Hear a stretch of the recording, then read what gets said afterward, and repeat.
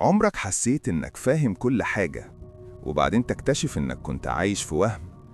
مش حد ضحك عليك، عقلك هو اللي عمل كده.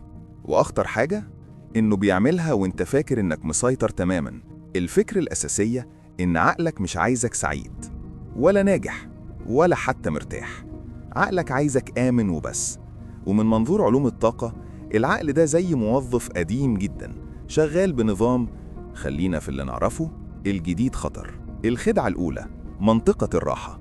العقل يقنعك إن الكسل يساوي راحة، الخوف يساوي حكمة، التأجيل يساوي توقيت مناسب. لكن طاقياً دي طاقة راكدة. الطاقة اللي ما بتتحركش بتتحول لإرهاق، اكتئاب وتوهان من غير سبب واضح. الخدعة التانية، المشاعر مش حقيقية. العقل يقولك إحساسك غلط، تجاهله. بس الحقيقة المشاعر لغة طاقة. كل إحساس، قلق، ضيق، توتر، هو رسالة مش مشكلة. وأكتر حاجة مضحكة إنك لما تتجاهل الإحساس هو يكبر زي طفل بتعمل له ميوت. الخدعة التالتة، التكرار يساوي حقيقة. العقل يعشق التكرار.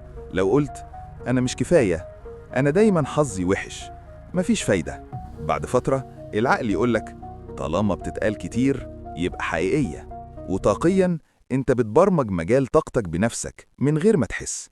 باختصار يعني عقلك عامل زي صاحبك اللي يخوفك، يقلل منك، ويقولك أنا خايف عليك، وهو أصلا سبب كل المصايب. الحل مش إنك تحارب عقلك ولا تسكته. الحل إنك تراقبه. أول ما فكرة سلبية تيجي اسألها، دي حقيقة ولا مجرد برنامج قديم؟ أول ما تعمل كده الطاقة تبدأ تتحرك والوعي يمسك الدركسيون. ولو عندك سؤال محيرك اكتبه في التعليقات.